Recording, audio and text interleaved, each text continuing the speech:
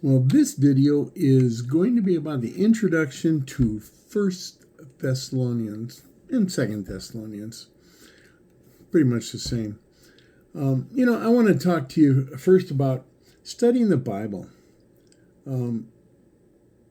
I write my own paraphrases because it makes me think about what the Bible's actually saying.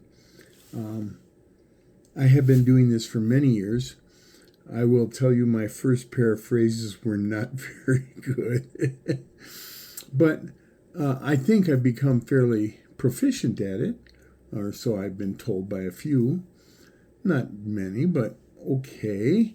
But I do suggest always, and you'll hear me say it often, check my paraphrase against some good translations. And by good translations, I mean, I like them. And there's three in that are all not any certain order, but just the order I usually use. The New International Version, the New Living Translation, and the New King James Version. They're so close that it's ridiculous in terms of ease of reading and proficiency in being good, solid translations. I'll pick at them every once in a while, but they could probably pick at my paraphrases even more.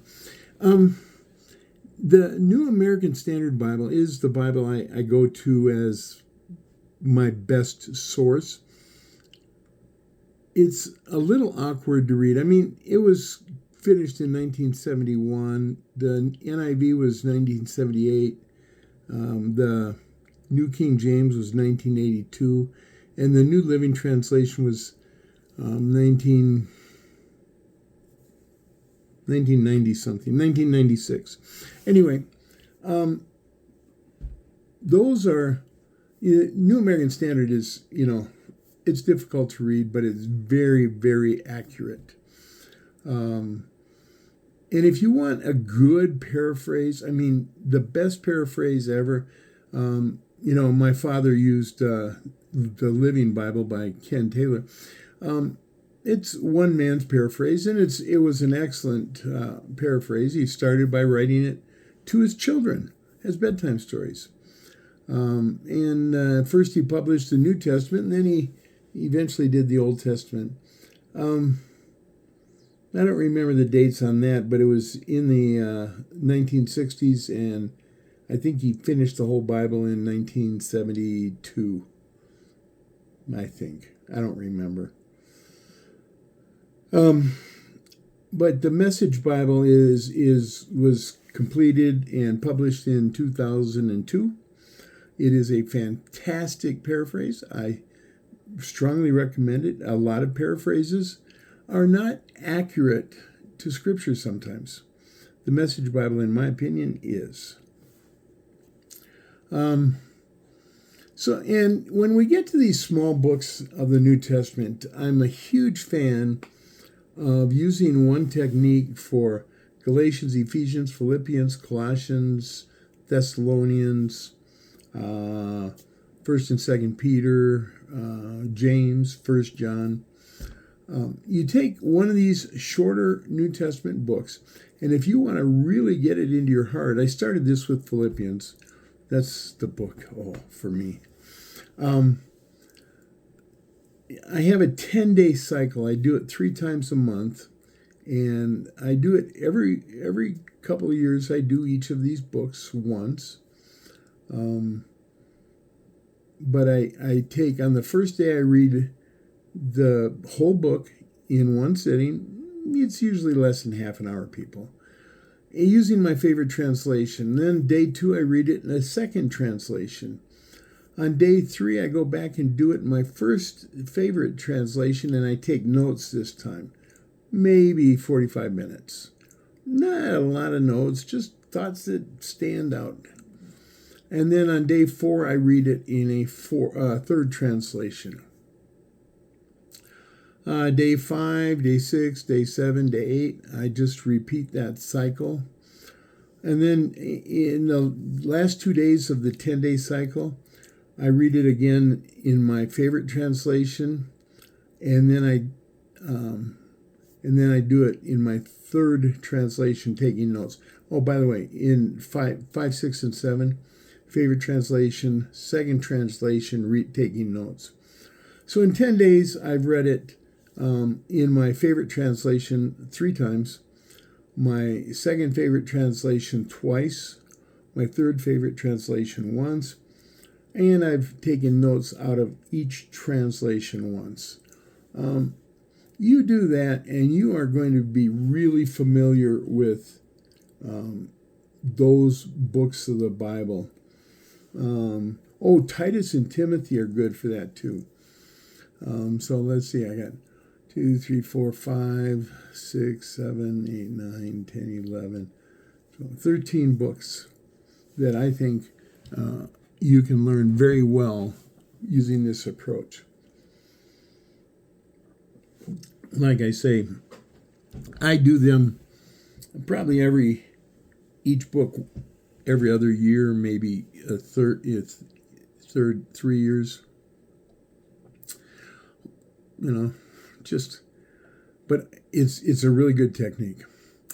All right, Thessalonians. I just spent a lot of time. The Apostle Paul visited Thessalonica in 51 AD on his second missionary journey, and it was a very brief visit. Not a good one. Thessalonica is, it's in Macedonia, which is north of Greece. It's, a little bit southwest of Philippi, kind of on the sea, but a very great port, very protected port for ships to come into. And because Paul's first visit there was so short, he probably thought it was important to write to them almost right away. And so he did that, and you can read about that in Acts 18. But he visited there in 51 AD, and he wrote 1st and 2nd Thessalonians both in 52 AD, pretty sure. This city was named for the sister of Alexander the Great, who was also the wife of Cassander, who was the king of Macedonia. So her name was Thessaloniki. And being Emperor Octavius, Caesar Augustus, father of Caesar Augustus, he named Thessalonica a free city, which means residents didn't pay taxes. And I know you might get the idea that a lot of the New Testament cities were free cities. Well, yeah, most cities weren't, but there were 3 or 4 that Paul wrote to that were free cities. And that's probably because they were significant centers. So a lot of people coming through, good cities for Paul to do evangelism in. Thessalonica became a Roman military station because it was central in the Roman Empire. And it was actually the Roman Empire or capital of all of Greece and quite a bit more.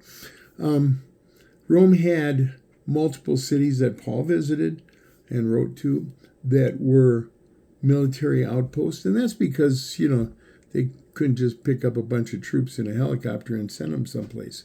So they had to have troops stationed a lot of places. They typically weren't huge garrisons. 100 Roman soldiers, kind of like the Texas Rangers, one riot, one ranger. Well, 100 Roman soldiers could quell an uprising of 10,000 because everyone was afraid if they killed a Roman soldier, Rome would come in with a massive army, just demolish everybody, kill everybody. Thessalonica had people from all over the world because it was central for Rome and so forth. In Acts 16:9, Paul had a vision of a man from Macedonia saying, come help us. And Christians have called that the Macedonian call. There's even an old song that has a line in there. I have heard the Macedonian call today, send the light. So I think the title of that song is Send the Light. I mean, I haven't sung that or heard that one in many years. It's a good song. I often wondered, how did Paul know it was a Macedonian man saying, come help us? A man's a man, right? I mean, he's Greek or Greek-looking. That's about all you get. And then I thought, well, maybe he's wearing Macedonian armor, Did soldiers have different armor? Yeah, it's pretty normal.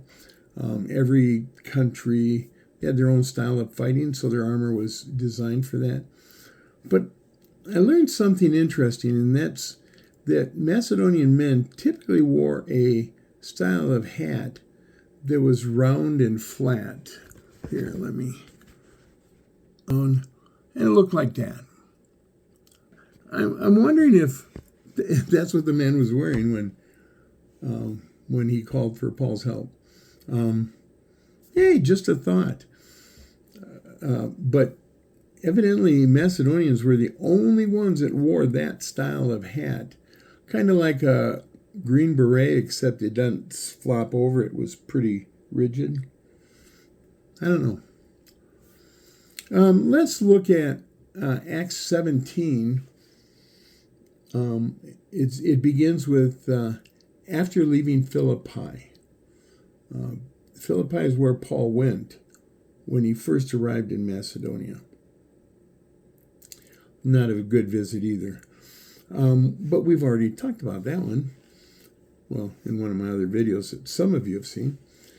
After leaving Philippi, Paul and those traveling with him went through Amphipolis and then Apollonia before arriving at Thessalonica, 2 small towns.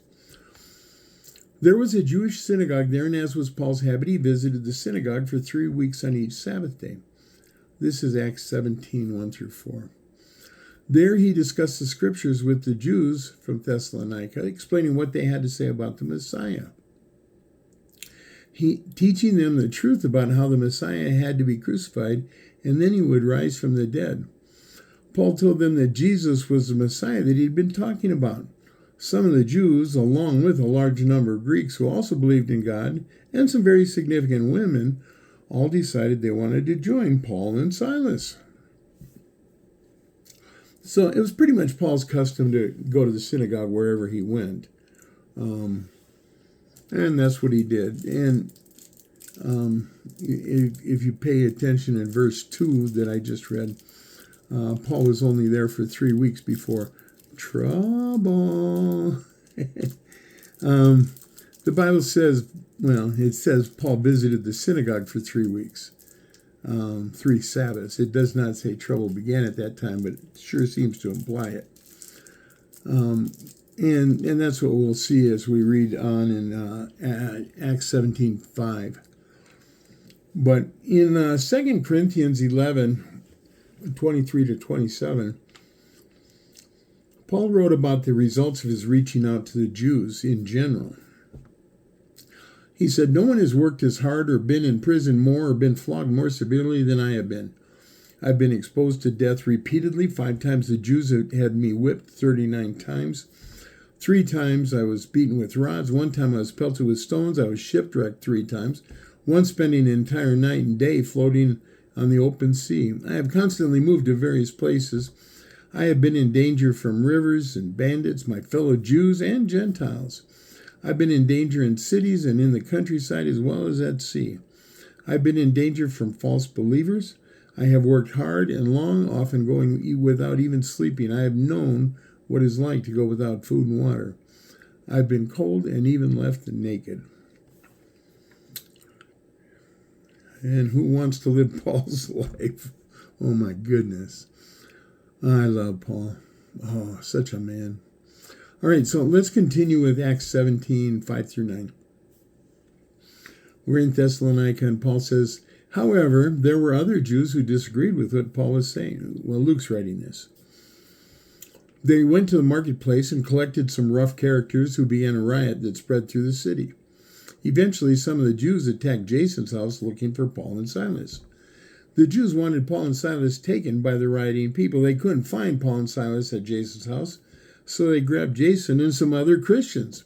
They hauled them to the city officials and told the officials, Jason has welcomed these troublemakers into his house. These troublemakers have caused problems all over the world, and now they are here. They even defy Caesar's orders that everyone worship him. They say there is another king. They call him Jesus. The crowd listening to these accusations started shouting, and the city officials were confused. Everything was chaotic. The city officials made Jason and everyone with him post a bond, and they were released. So, did you notice the Jews stirred up trouble by gathering troublemakers of the city? You think those troublemakers were Gentiles? Yeah, probably. Macedonians? It seems likely. No doubt that would have required some money, And they used lies to get the officials on their side. So, you go to the marketplace, you can always find some rowdies waiting around to see who they can rob, whatever. Good place to gather and get drunk, like a lot of people in America today. When we read, if you don't go to those places, God bless you, because I do, or I have. I don't do it so much anymore. I'm just so tired. But, yeah, I know where the wrong places are in many cities. When we read the book of Acts, do we even think about Paul's companions or the new converts? Well, here we see Jason and others being attacked by a mob, dragged into the presence of the officials, who were probably intimidated by the angry crowd, And these people were charged with being troublemakers all over the world. Don't you think the officials would have known that these people were from Thessalonica and were not known as world travelers? Come on, there weren't a lot of jet setters back then. Verses 10 to 12 of Acts 17. Early that night, the Christians in Thessalonica sent Paul and Silas to Berea. Of course, they went to the Jewish synagogue. The Jews in Berea welcomed Paul and Silas. They were interested in hearing what Paul and Silas had been teaching. They listened to him every day, and they studied the scriptures diligently to see if what Paul was teaching was right. Many of the Jews in Berea became Christians, and so did quite a few of the leading Greeks, both men and women. Berea welcomed Paul. How pleasant that must have been, after what we read in 2 Corinthians. But trouble follows Paul. Let's go on in Acts 17, 13 to 15. He's in Berea, and Luke writes, it didn't take long before the Jews in Thessalonica heard that Paul was preaching and teaching about Jesus in Berea. So some of them went to Berea and started stirring up trouble there. The Berean Christians wasted no time in sending Paul to the coast, but Silas and Timothy remained in Berea. The Bereans gave Paul an escort to Athens before returning home to Berea. When they arrived in Berea, they told Silas and Timothy that Paul wanted them to join him as quickly as possible. So, the Jews from Thessalonica heard Paul was there, and they traveled to Berea, stirring up trouble again, and they really hated him, Well, the Bereans, Berean Christians, Jews and Gentiles, quickly sent Paul to the coast with an escort. Berea is about 15 miles inland. So that was a reasonable day's walk. Paul had left Silas and Timothy in Berea, no doubt to continue teaching. He's done that a couple times. And then Paul's escort didn't stop at the coast. They took him on to Athens. That'd be over 100 miles as a crow flies, and maybe 130, 140 by sea. Because they almost certainly took a ship. A journey like that in a ship, less than a week for sure. So as soon as Paul arrived, he sent his escort back to Berea with a request for Silas and Timothy to join him. ASAP, hurry, hurry, hurry. So, in the first 3 chapters of 1 Thessalonians, Paul's focused on encouraging the Thessalonians. He told them how much he wanted to come visit them, about how much he cared for them. Paul also told them how proud he was of what he heard about them. He praised them for their faith. These 3 chapters include a good deal of instruction on how to live a Christian life. 1 Thessalonians 1-3. Oh, read them, study them. In the last 2 chapters of 1 Thessalonians, it's a 5-chapter book, real short. In the last 2 chapters, Paul focused on teaching them how to live a life that would please God. Oh, wait. First 3 chapters, focus on all 5 chapters. He also corrects some misunderstandings they had about the second coming of Jesus. I don't often talk about Paul's traveling companions. I thought I'd do that in this lesson. In Acts 15, Judas Barsabbas and Silas were selected by the apostles in Jerusalem to go with Paul and Barnabas to provide support regarding the issue in Galatia. That shows the level of respect that Silas was given. He was sent by the apostles in Jerusalem as the authority because he was so respected. Probably the most famous verse about Paul and Silas together is Acts 16:25, where they're in the Philippian jail and they're singing, "I've got the joy, joy, joy, joy down in my heart, in the chains on my arms, the chains on my legs. I've got..." I love that song, and I think Paul and Silas were probably singing it in Acts 16 in the jail in Philippi. Acts 17, I just told you, it records Paul and Silas' visit in Berea. And 18, Paul leaves Silas and Timothy behind. Timothy was a young man, so Silas was probably the official teacher and leader. Paul also writes about Silas as a ministry partner. And we tend to think of Paul as the great apostle, but Silas was right up there. Barnabas was right up there. It's just that Luke wrote about Paul because he traveled with Paul. But Luke writes about Silas as Paul's ministry partner in 2 Corinthians 1, and in 1 Thessalonians 1 and 2 Thessalonians 1. All 3 in the introduction, Paul says, "My partner. This is my man." In 1 Peter 5:12, Silas was helping Peter as well. So, and Timothy. Oh, what do we know about Timothy? Acts 16, verse 1, I think, tells us that Timothy was from Lystra. That's in Asia Minor, Turkey, modern Turkey. His mother was a Jewish Christian. His father was Greek, but we don't know if he was a believer or not. We just don't know. He's not talked about in the Bible or many early Christian writings. But Timothy is mentioned 28 times in the Bible. And we're told that he helped Paul, was sometimes left someplace briefly when Paul moved on to another city. And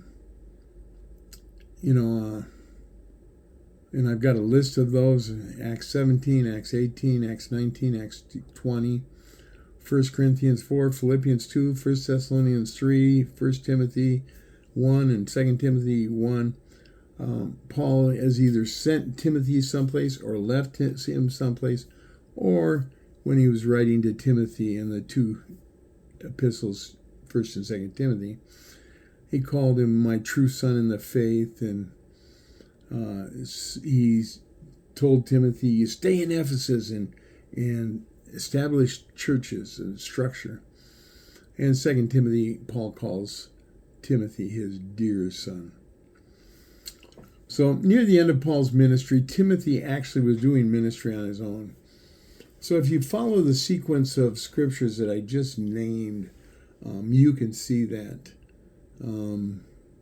Timothy had a stomach issue. We don't know what it was. A lot of speculation. But some kind of digestive issue, I guess. And Paul told Timothy, drink a little wine for a stomach issue. That might be taken to imply that Paul and Timothy didn't drink wine. I don't know. Some other people that ministered with Paul, Aristarchus and Secundus.